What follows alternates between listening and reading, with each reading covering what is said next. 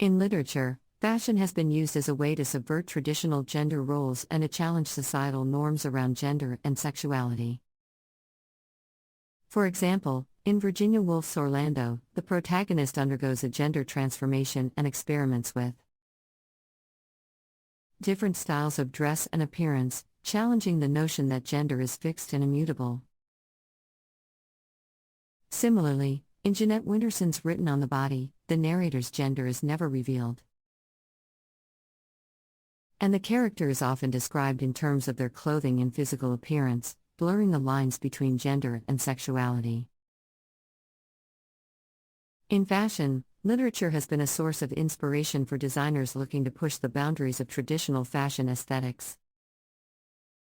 Many designers have looked to literature for inspiration, drawing on the themes, imagery, and characters from classic and contemporary works to create fashion collections that challenge conventional notions of beauty and style. For example, designer Ray Kawakubo's avant-garde fashion label Comme des Garçons has often drawn on literary influences, with collections inspired by the work of Samuel Beckett and Lewis Carroll. Moreover, fashion and literature have also played a role in shaping cultural and social movements. Both art forms have been used to express political and social commentary and to challenge oppressive societal structures. For example, in the 1960s and 1970s, fashion played a crucial role in the feminist movement, with designers such as Mary Quant and Betsy Johnson creating clothing that challenged traditional gender roles and celebrated female empowerment. Similarly, literature has been a powerful tool for social and political activism, with authors such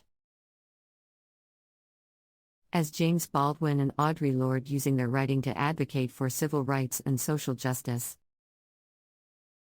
Another interesting way in which fashion and literature intersect is through the exploration of cultural and historical contexts. Both art forms provide a means of examining the cultural and social trends of a particular time period, and can offer insights into the ways in which these trends have shaped and influenced the world around us. In literature, fashion has often been used to provide a glimpse into the social and cultural norms of a particular era. For example, in Charlotte Bronte's Jane Eyre, the plain and modest clothing worn by the protagonist reflects the strict social conventions of Victorian England. Similarly, in F. Scott Fitzgerald's The Beautiful and Damned, the lavish and extravagant clothing worn by the wealthy elite of the Jazz Age reflects the excess and decadence of the time. In fashion, literature has been a source of inspiration for designers looking to explore historical and cultural contexts in their collections. Many designers have looked to literature for inspiration, drawing on the themes and imagery of classic and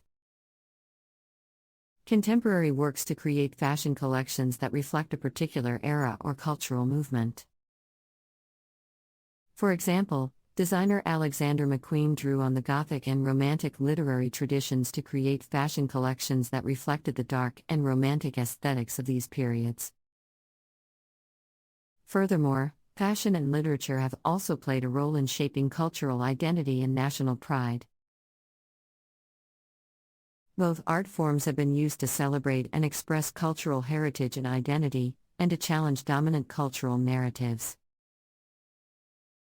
For example, in the 1970s and 1980s, African American fashion designers such as Stephen Burrows and Patrick Kelly used their designs to celebrate Black cultural identity and to challenge the predominantly white fashion industry.